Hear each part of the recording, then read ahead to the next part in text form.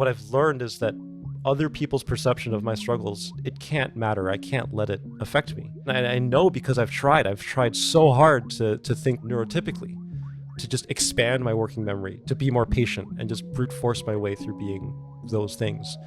And it just doesn't work, right? I tell people that I learned math to try and overcome my ADHD. And all that happened is I learned math and I ended up with this really nice career, but my ADHD is still there.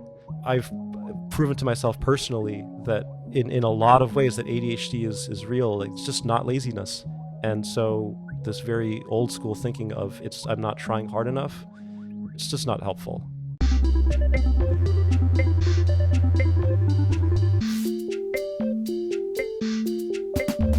Hello and welcome to Working to Work, a neurodivergent journey through employment. I'm Sam, creator of this project and also the host. And in this episode, I'm delighted to be joined by Youngmin Park, a mathematical biologist and professor. I became aware of Youngmin through his YouTube channel, ADHD Mathematician, in which he explores the research underpinning ADHD and shares constructive and non-prescriptive thoughts about his own journey with the condition, how it relates to his work, his personal life, and also his sense of self. We'll be talking about the channel more in the second part of this episode. I've split it into two videos, but in this first hour, Youngmin spoke about his journey to becoming a professor at the University of Florida. I feel there's value in understanding the context of how people are able to get into positions that they find gratifying and how they were able to work with the challenges they experienced in relation to neurodivergent conditions, but also to harness and recognize those talents and strengths that come with who they are and how they're able to leverage those to get into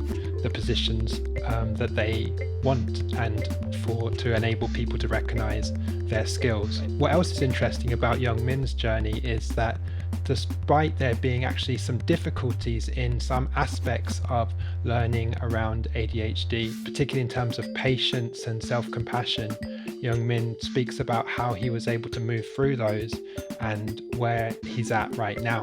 Unfortunately, I had some technical challenges with this episode, so apologies for the less than optimal video quality.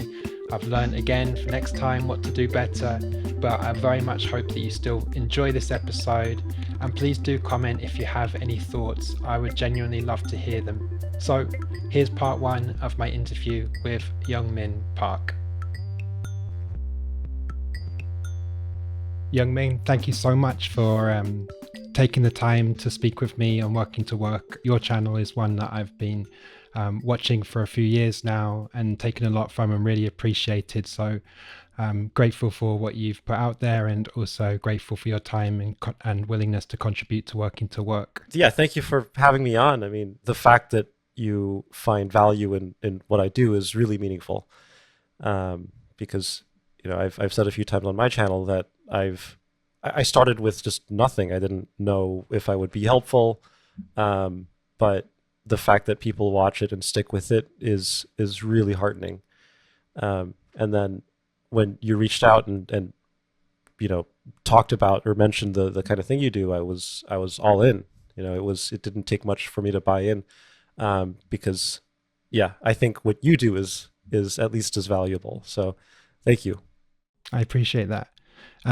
For those that haven't watched your channel, would you be willing to give a bit of a sense of what you do in your professional life? Professionally, in terms of the academic stuff, I introduce myself as an applied mathematician, or depending on the audience, right? So I can be very general and I can say I'm a mathematician.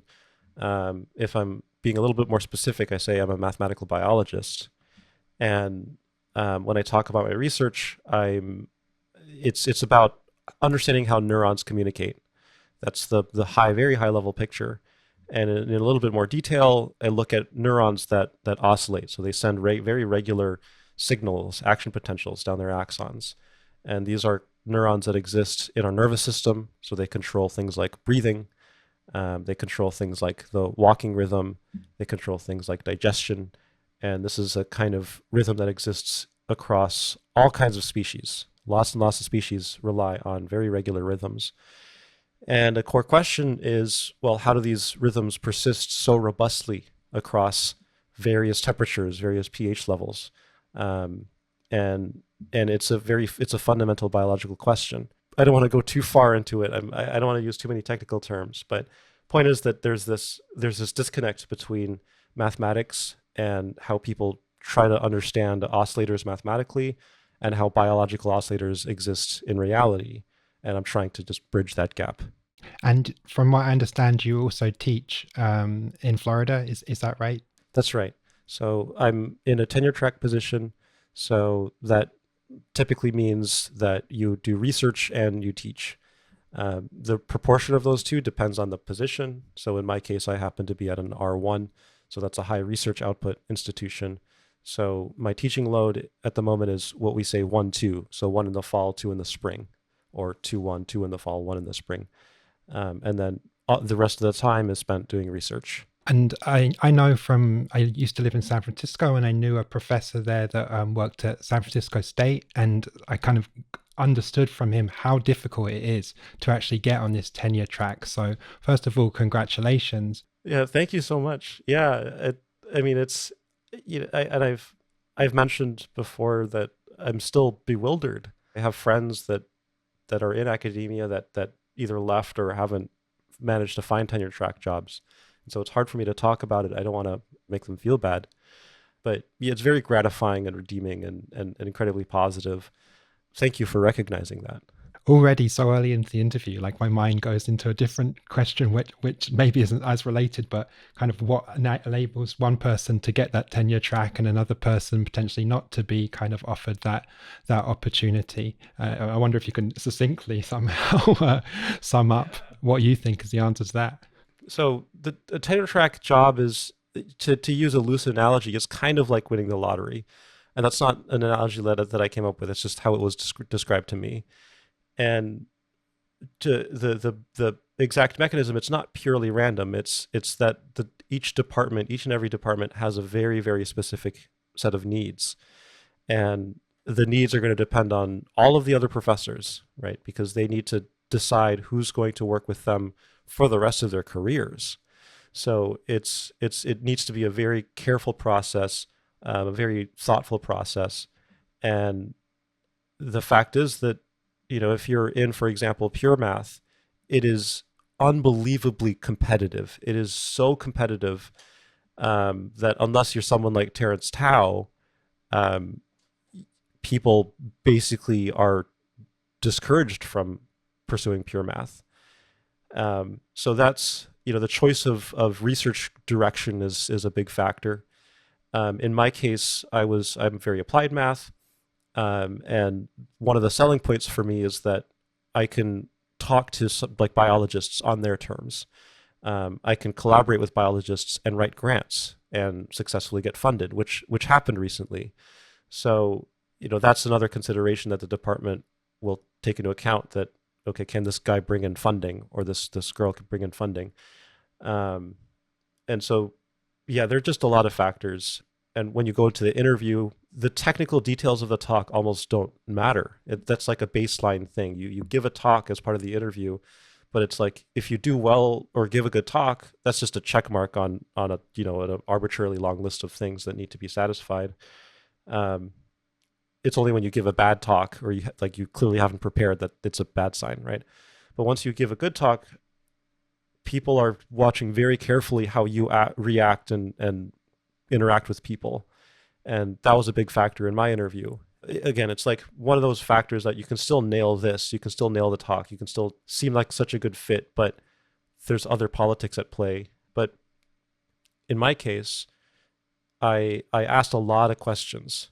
I think I ended up asking something like 2 hours worth of questions in just the first round of interviews, just a Zoom interview.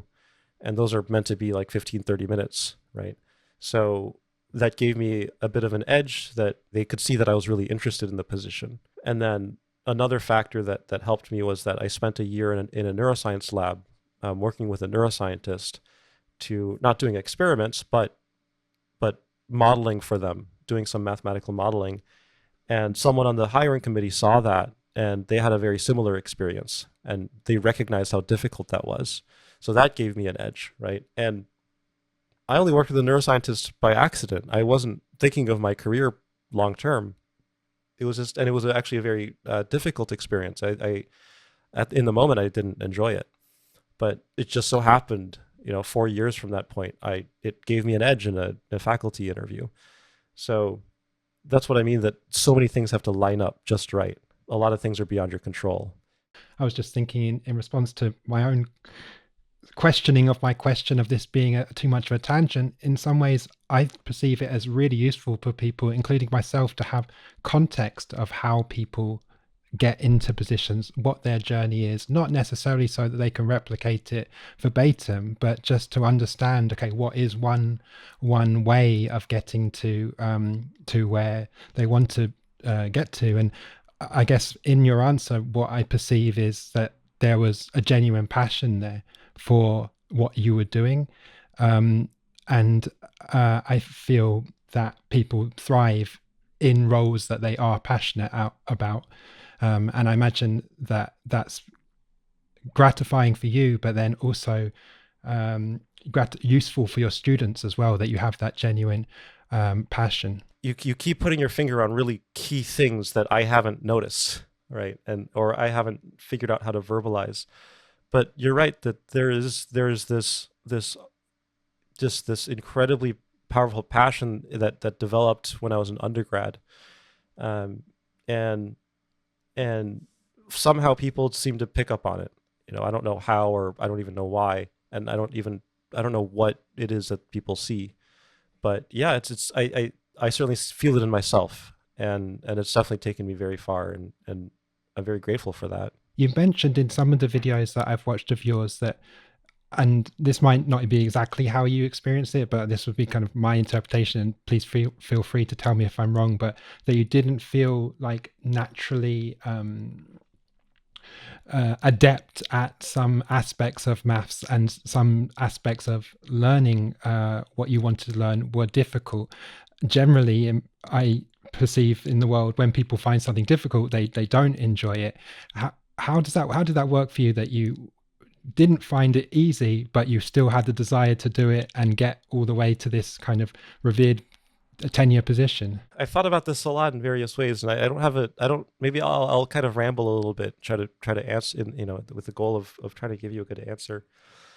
I mean, I think the first thing is that I've always been really, really passionate about self-improvement. So the process of improving at a skill, whatever that skill may be. Historically, as I was growing up, it was usually like a physical, tangible thing that I liked to get better at. Some of my earliest memories of improvement have to do with playing with Legos. Can I just make something? And then there's also origami. I remember how just imprecise folds, the errors would add up very quickly with imprecise folds, and so the process of improving all of that was, I for some reason I still remember that. One of my first classes, pure math classes, was linear algebra. I started taking it just after the calculus sequence. So I thought, oh, this is going to be another class with straightforward applications, but it just kept being theorems and proofs, definition, theorem, proof. And by the time I realized that was just going to be the class, it was too late to drop. And so a part of me was still interested in med school, and I couldn't quite drop a class because I was told it would look bad or something. And so that was kind of the place I was in when I started having to think about math for the first time. And as passive as all of that sounds, it's maybe the different topic, but that's kind of how I lived my life for a while, is just this very passive, almost entirely externally motivated person. It was kind of a weird, I was in a weird state for a long time. What do you see as the external motivators that were driving you, as opposed to kind of what you would consider internal motivations? It was just having a career. So, the long-term goal was med school and be a doctor. That was just a thing that was guiding a lot of decisions. So kind of societal expectations. Exactly. So yeah, absolutely. And yeah, so my dad had, he had good intentions in mind. So I'll speak very positively of him in this interview. And he recognized that, yeah, I would probably have made a very good doctor. And so And then to that end, I recognized that being a math major, or I heard that being a math major would be very helpful towards that because apparently med schools like math majors. There was really no thought beyond that. It was you have a career plan and then just do what I need to do. And then I started taking this class that suddenly demanded that I use my executive function, which I had never used before, either because I chose not to, or because it was ADHD. I basically don't have it. Um, so I actually forgot your original question. It's okay. I think it was kind of about given that you had challenges in aspects of learning maths and studying, why you decided to pursue this career, this path that required that type of like learning that didn't come innately and was so challenging. The way you were describing it makes me think that you like to be challenged. Like you like, okay, there's a challenge with Lego. Want to build this, and I want to like overcome this challenge as positive self imposed challenge. Like I want to learn how to flip this pen, and there's something about that word. Maybe it's just semantics potentially, but that I kind of like a bit more. Yeah, I think that's a much better word, actually. Yeah, that again, you've kind of recognized something that I wasn't quite realizing, but that's right. Challenge is the correct way to put it. Just because in terms of improvement, there's not necessarily a deficit in you if you can't flip the pen before. It's just something you can't necessarily do. I mean, again, it's semantics potentially, but I think that's a very meaningful difference. Yeah. So I mean, we're absolutely on the same page with that. So that actually helps me answer the question, because with math, it was I don't know how to describe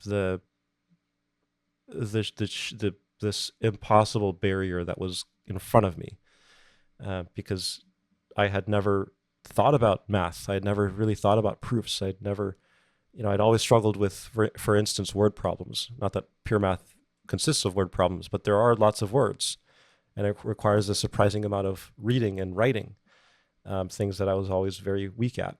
For those like myself, really quickly, that might not know, what is a proof? It's a sequence of logical arguments to prove a statement, and each argument has to follow logically from the last.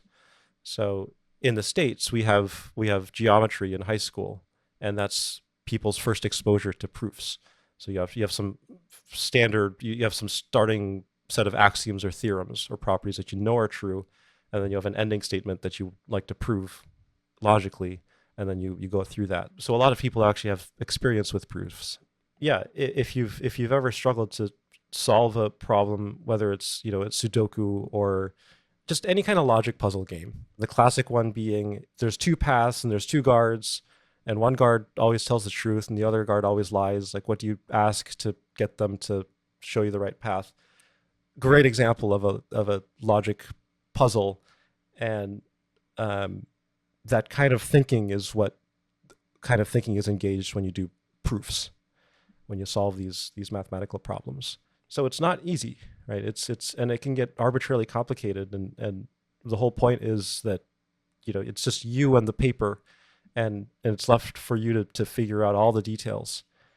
And yeah, for someone that had never understood what it was to think for myself more, that was one layer of challenge. I was just thinking in terms of, again, going back to the challenges, whether being able to figure out how to flip the pen or solve the logic problem offered you also a dopamine hit of kind of positive emotion that kind of keeps you going.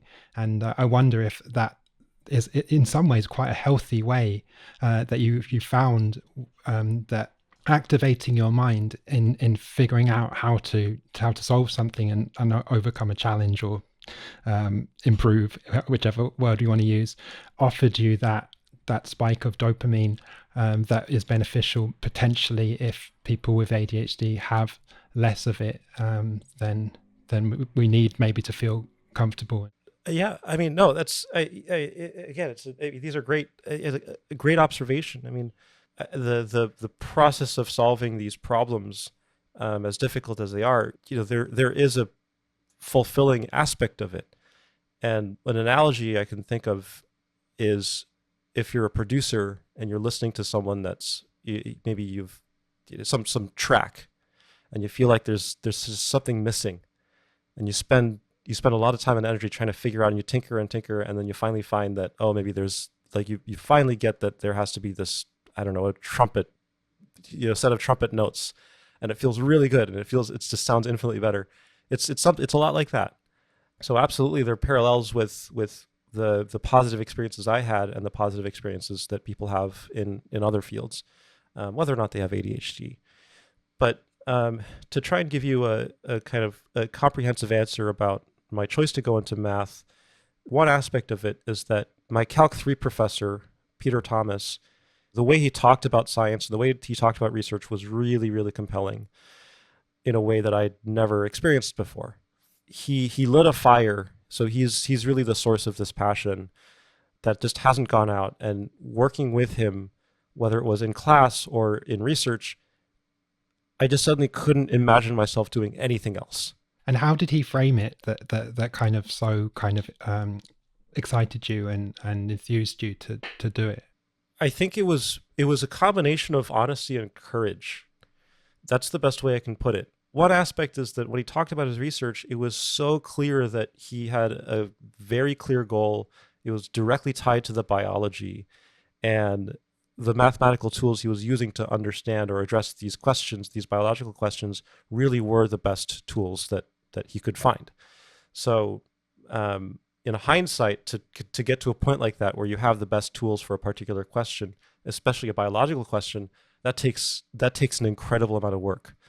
And I had no idea, but part of that kind of came through, that he had thought very deeply and carefully about these things. With regarding the courage aspect, all the work it takes to figure out the best mathematical tools for a biological question, you don't know if there will be a payoff. It can be kind of a risky thing. You might spend 6 months talking with a biologist and trying to figure something out and get nowhere. And for some reason, all of these things just spoke to me. Feel I can relate to a certain extent. I feel impressed whenever I meet someone that is very passionate and very knowledgeable about a subject or a hobby.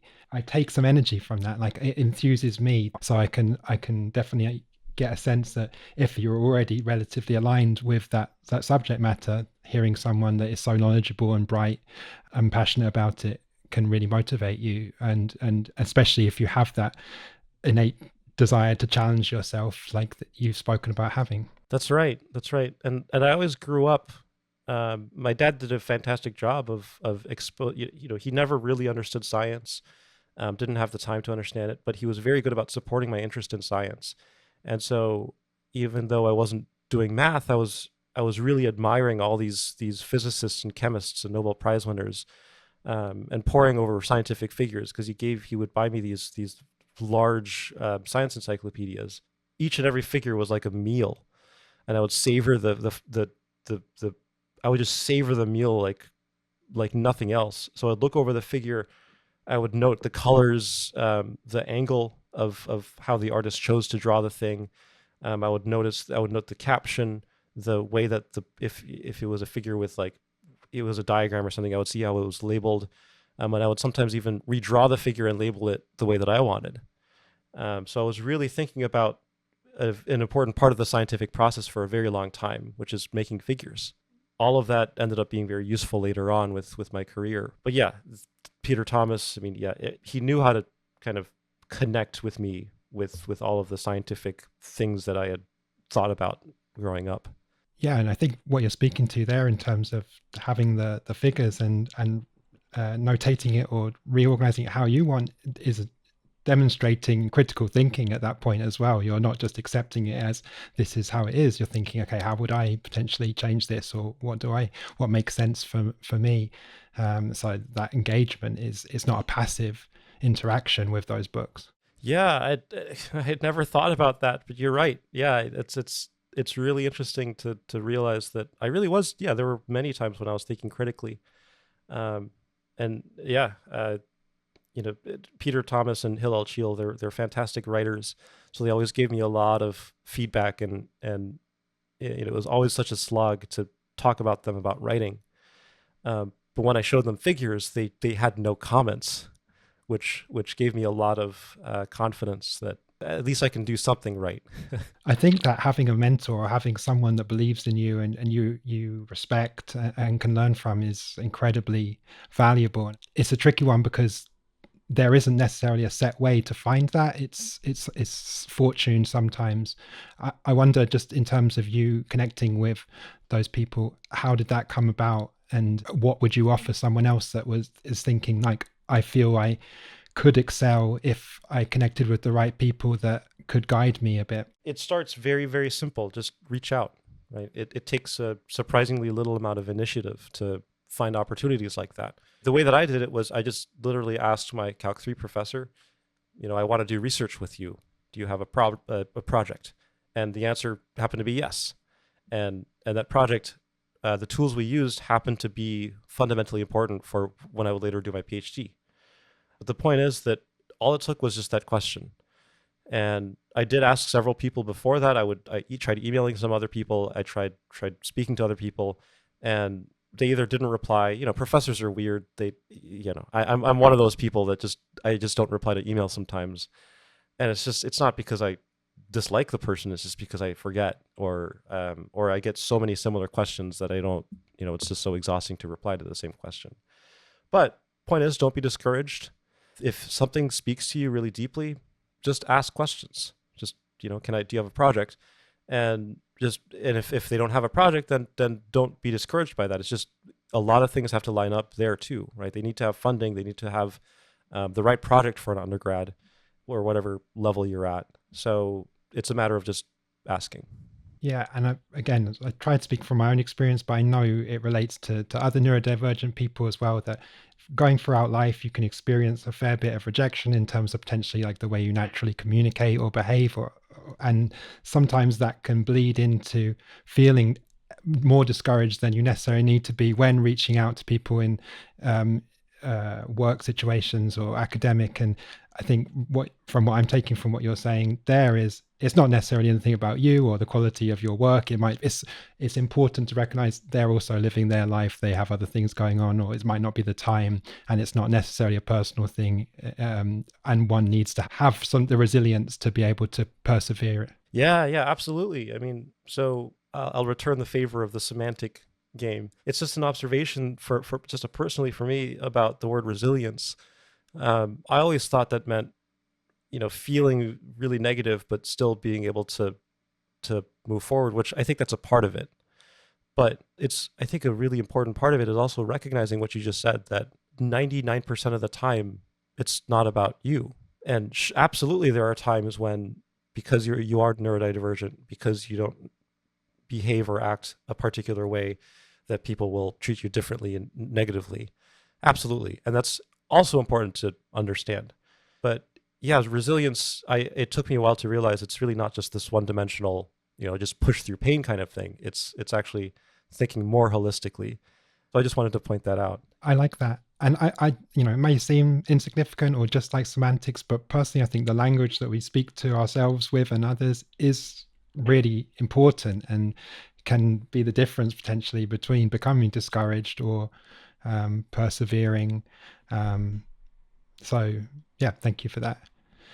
Going back to the videos that I've watched where you've spoken about some challenges despite your desire to pursue this path that related to ADHD, what were some of the challenges that you kind of associate with ADHD? And don't need to get too in depth with it, but how did those manifest, and what kind of strategies did you come up with? So when it came to math, it was, I'd always believed that, I'd always seen evidence of it, right? I had always been so impatient. I had such a weak memory. I realize I'm being disparaging here, but at the time, that's how I perceived myself, was this just unbelievably, uncontrollably distracted person that just needed to be disciplined and needed to get whipped into shape somehow.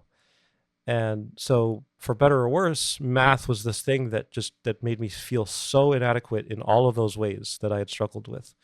And so, going back to that challenge point, I just saw this as what felt like an impossible challenge, and I just decided I'm just gonna push through this and try to fix myself.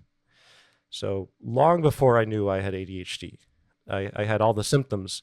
I had no idea that ADHD was that, right? It was what I was experiencing. And all I saw was this person that struggled to do, at the time, what I would say basic things. I would forget things so easily. Um, if, like when I would walk out the door, wallet, phone, keys, if I had to carry a fourth thing with me, I would take that with me, but then I would forget one of those three other things, right? It was like, yeah, just the working memory was just so limited.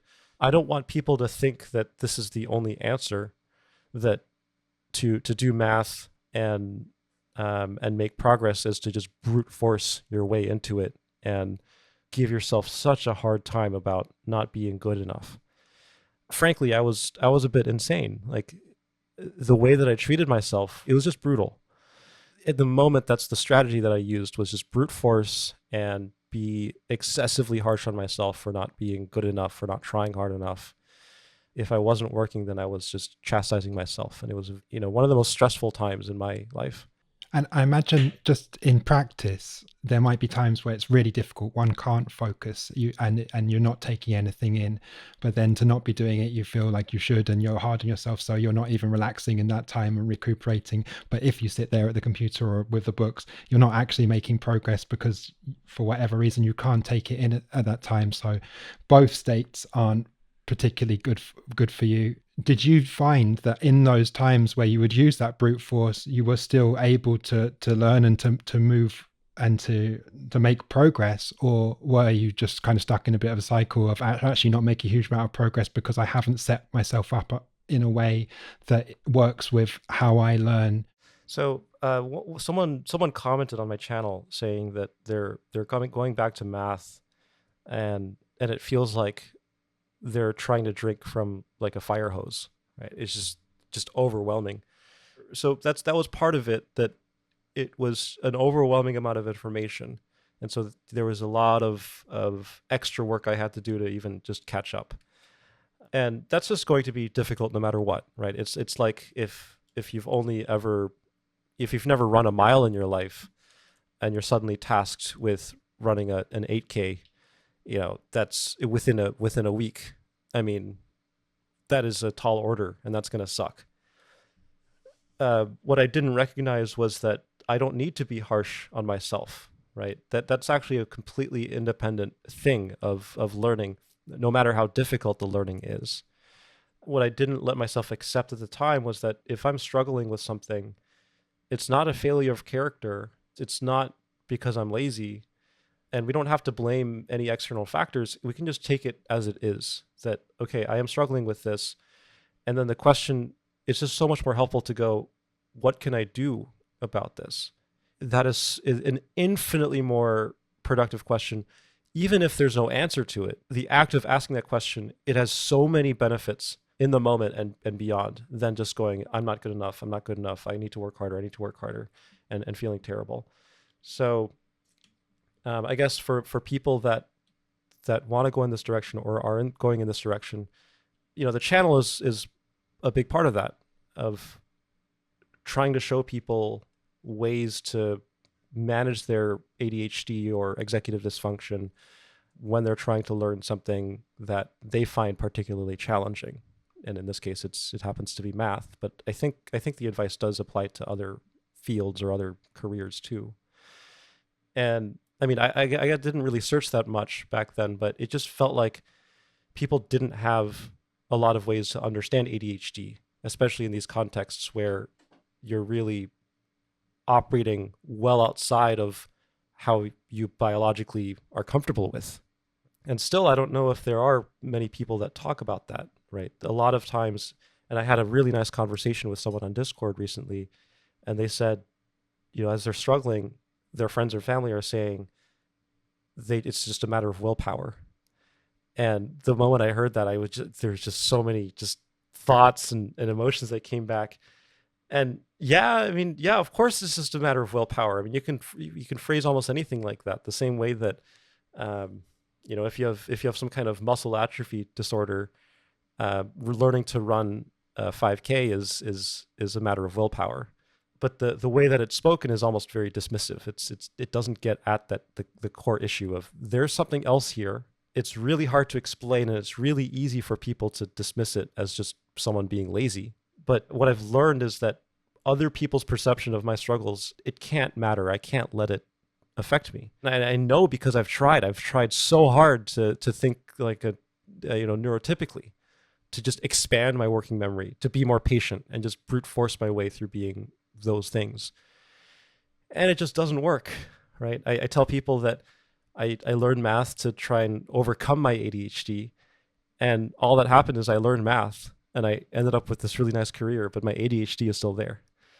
So I've proven to myself personally that in a lot of ways that ADHD is real. Like these things are not, it's just not laziness. And so going this route, this very old school thinking of I'm not trying hard enough, it's just not helpful. And I guess for my channel, I think that's what I'm trying to show is that, guys, I've been there and I've been told that I'm not working hard enough, and I've told myself I'm not working hard enough.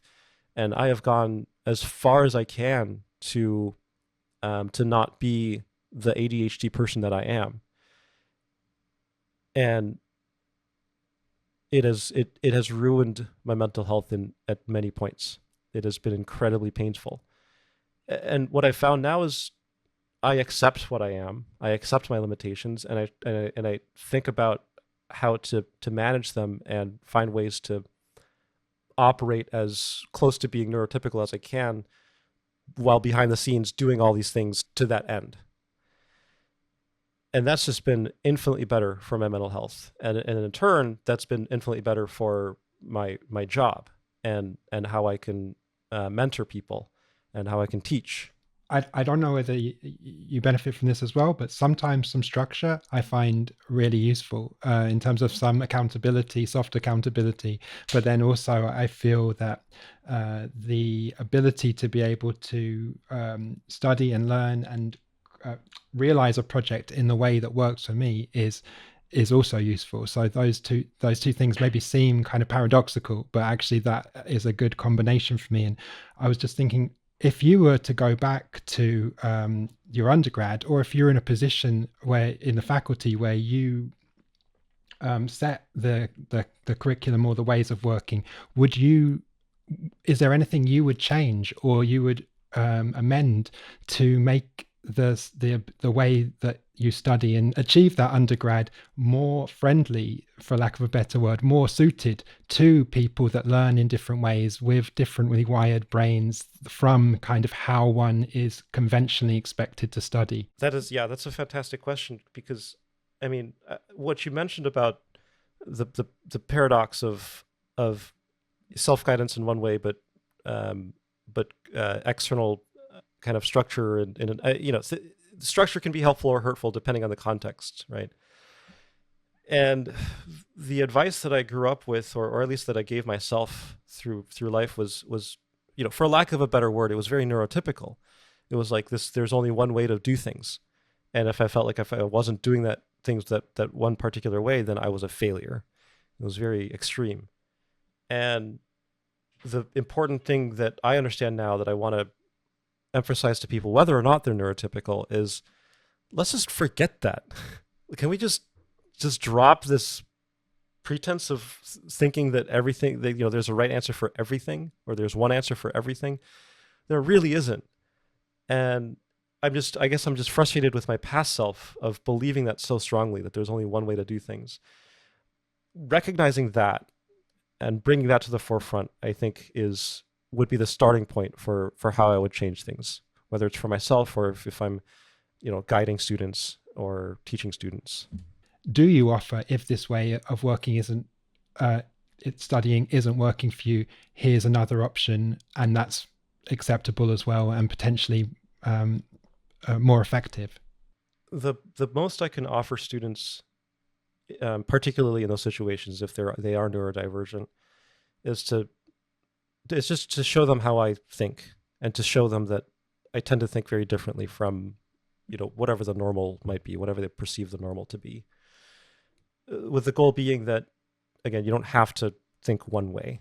the challenge beyond that point is I don't know exactly how they think. I don't know what works for them. So what I do these days to really try to understand that and to help them better or more is just really encourage them to ask questions on their terms. Don't worry about what other people think. Don't worry about what I think, whether or not I think you're stupid or smart. Like, just let's put that out of the equation. Don't worry about how long it takes for you to understand something. Let's take time out of the equation. What are the questions that you want to ask, that you are curious about in this moment right now? I've only really recently started doing that. But I can see that that's just, as far as answers go, ironically, it's like asking questions is kind of the answer, right? And I try to emphasize, I've started to emphasize this more on the channel, that, okay, I have my ways of thinking, and I've managed to find ways to navigate all of this on my terms. And feel free to use that as a template.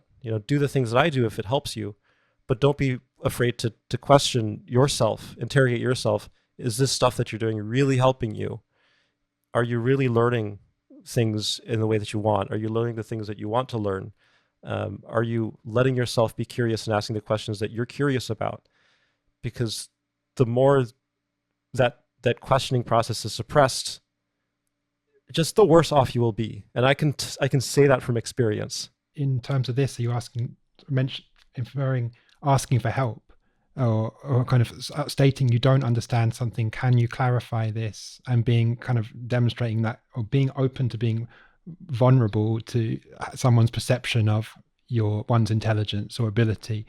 All of that. And I guess what you were saying right at the beginning, actually, that willingness to question things, that demonstrating that critical thinking actually was something that impressed those that you were working with, those mentors, because it demonstrated how you think, and also your genuine desire and passion to understand the question or what the problem you're trying to solve, and also potentially, I guess, further down the line, your own study and work. Yeah, and again, you've just nailed that. Something that I hadn't ever noticed is that I think that's what really helped when I was an undergrad. I didn't understand, basically until now, that I didn't understand why they wanted to work with me, because I didn't know anything. I was a terrible math student. Even through my PhD, I was not a great math student. I'm very vocal and clear that I'm not a great mathematician. But in hindsight, I do let my curiosity guide me, and I do try to be, especially since my 30s, I have gone out of my way to ask questions and just look ridiculous, because, how else am I going to learn? That stood in stark contrast to how I grew up and my schooling experience, especially through K through 12. I was terrified to ask questions in school. And I see that in my students now too.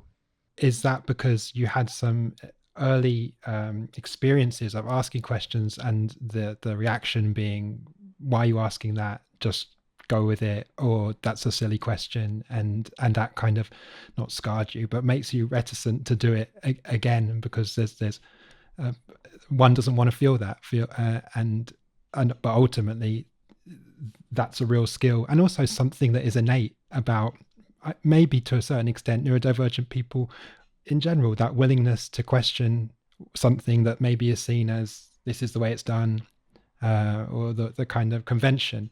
And I think when that's removed, you kind of one loses a bit of themselves, which kind of takes a bit of a hit to the soul, but also a key skill that is actually very useful and can be beneficial in later life. And I think, as you say, it's about, to an extent, overcoming that and actually remembering, no, this is a fantastic asset. Yes. So yes to all of that. So with, in schooling, I understand why a lot of my teachers acted the way they did. I was so curious about these things that, from the teacher's perspective, had nothing to do with what they were teaching. But in hindsight, what I was doing was reaching for more context, because I was just so curious. I didn't understand why I was learning the thing I was learning.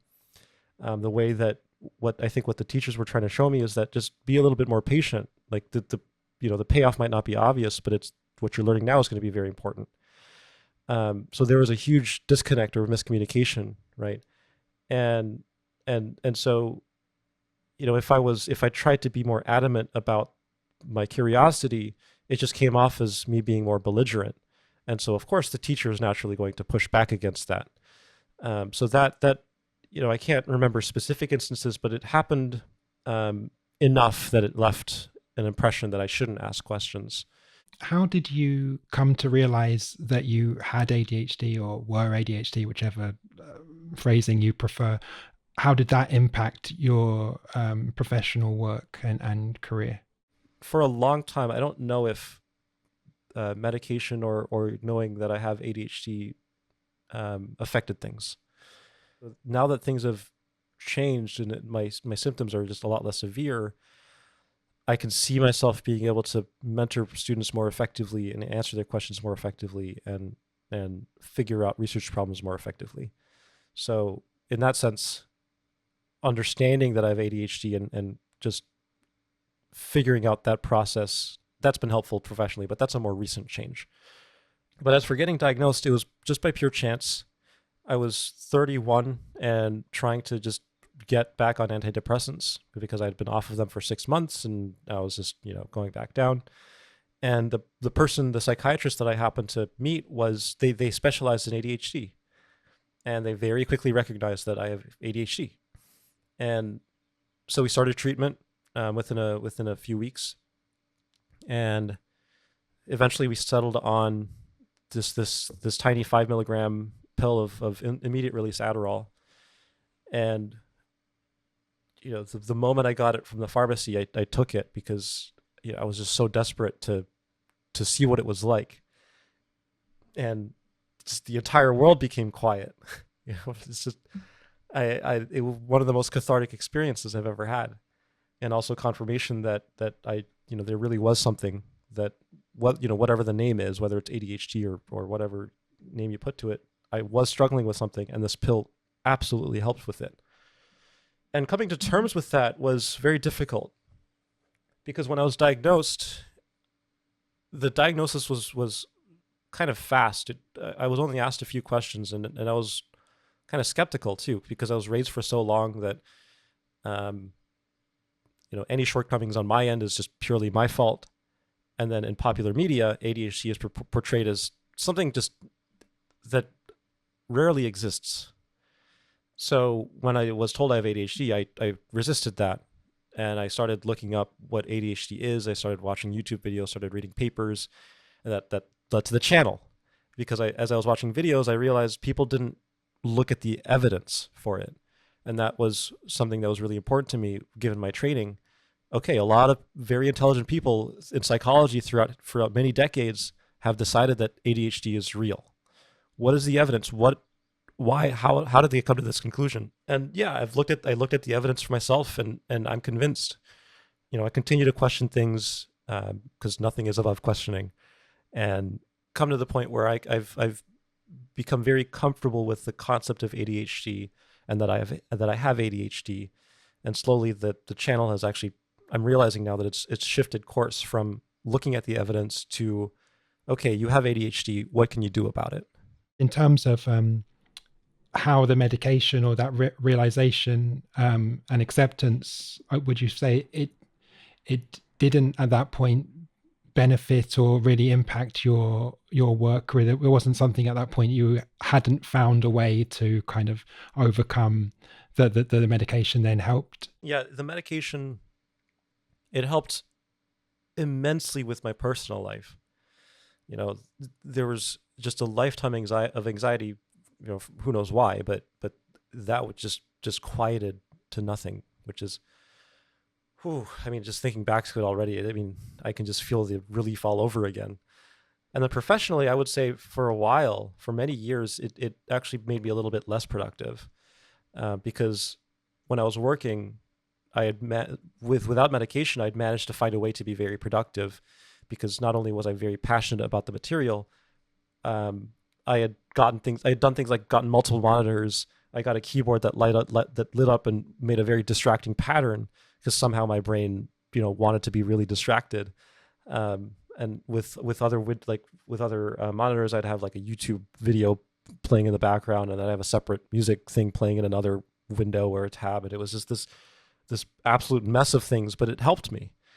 Um, and so beyond medication, if I tried doing those same things, I couldn't work. It was so distracting. And before medication, I could just jump between tabs and switch to social media for like 5 seconds and then go back to what I was thinking about. And there was a great deal of flexibility with how I could think about things. And then with medication, it was just, I was on rails. And so I suddenly couldn't, like if I was on social media for a moment, suddenly I'd actually get pulled down that rabbit hole. And that seems to be the opposite of what people experience. I have a similar experience to you. I think one needs to be really, you still need to engage discipline in what you choose to use that focus for. And one needs to remind themselves, I took this medication because I wanted to do this task and focus on this for a while, not lay on the couch scrolling through social media for an hour, because it will suck you into whatever you choose to do, which isn't necessarily the thing that you intended to do initially. So I definitely can help, as can having genuine passion about doing something that I think it's easier to retain from my perspective, retain the focus even without medication if it's something I'm passionate about. But even sometimes when there's something I'm passionate about, it can be an added help to kind of, exactly, have that quietened down and have that focus. You've mentioned growing out of ADHD symptoms, and as you would encourage, I think you want viewers to your channel to be questioning things. When I heard that, I thought, I'm not sure one can necessarily grow out of something that is something quite innate in terms of like the way one's mind is wired, but one finds the ways to be able to manage and their life and situations more effectively. When I talk about growing out of ADHD, in my very specific instance, I don't think this should be a goal. It's if it happens, then it's wonderful, right? But this is a very, very unusual circumstance, and I don't fully understand what's going on. So with the next thing that I'll talk about, this is more pointing out the correlation, and this is absolutely not causation. But the correlation here is that I happen to have healed a lot in the past year from very, very long-term trauma, and very deep trauma. And this is not to say that trauma was the cause of my ADHD, right? I don't know. And in particular, I know that I've had ADHD since before I can remember, because my dad described things I would do of just hyper focus for like a 3-year-old, that like an unusual hyper focus that is a symptom of ADHD. And so I've had ADHD for a very, very long time, my entire life. That's all I can say at the moment, is that there is a correlation. And I do worry that this is actually very unhelpful, because the healing that I've managed to do, that in itself was a very, very, very lucky path. I'm not saying it's impossible. It's just that there's so many things that happen to have gone right for me to get to a point of healing that I don't know if anything I'm describing can be helpful. But this is why I encourage everyone to question, right? Have I actually grown out of my ADHD? Is this just a reduction of symptoms? Is this a temporary thing? Is this only going to last a few months to maybe a year? I don't know, but I encourage you to question because I don't, precisely because I don't know. And so for myself, I'm keeping a close eye on myself and how I operate and do things.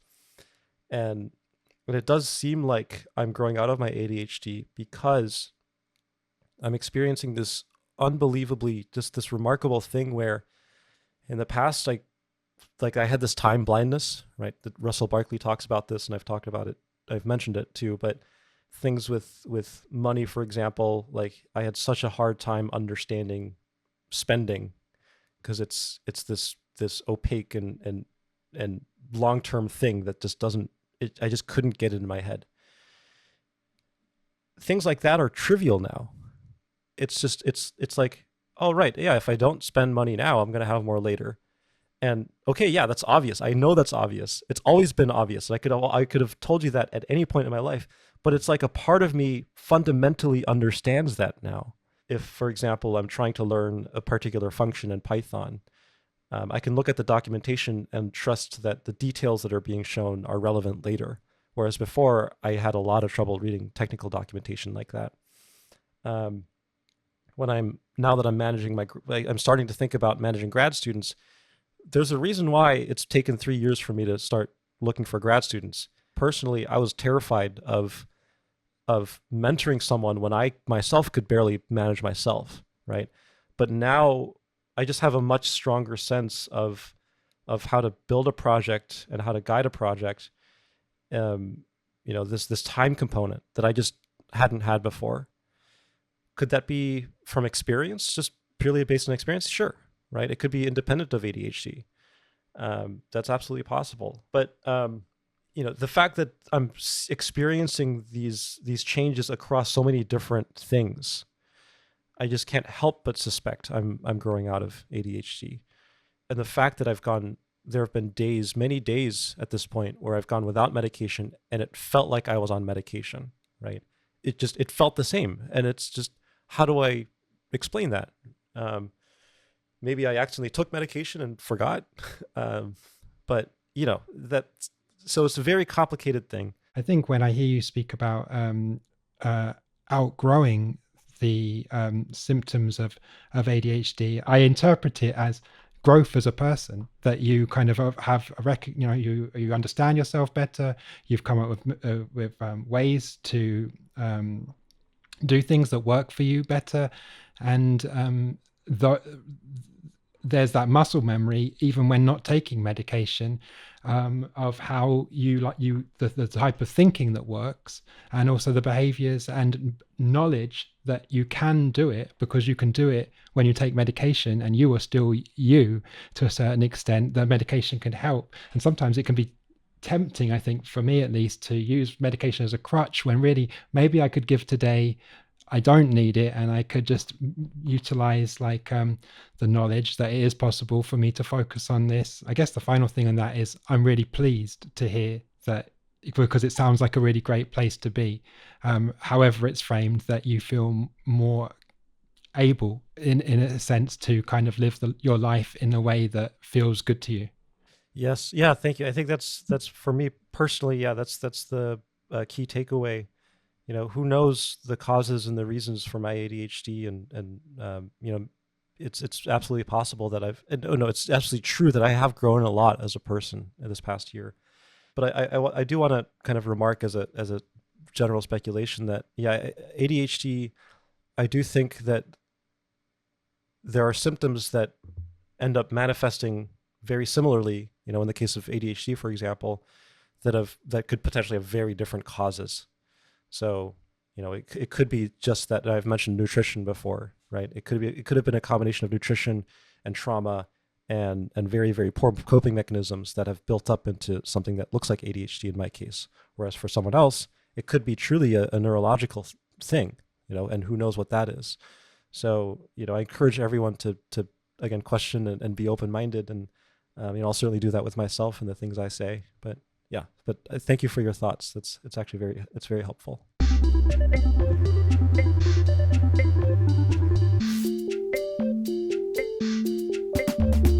So that was the first part of my interview with Youngmin. The second part will be released soon, or is already out, depending on when you're watching this. I want to again thank Youngmin for his time and gracious sharing of his experiences, and encourage you to check out his YouTube channel, ADHD Mathematician. Please do like the video if it resonated with you, and share any comments and subscribe to the channel to be notified of part 2.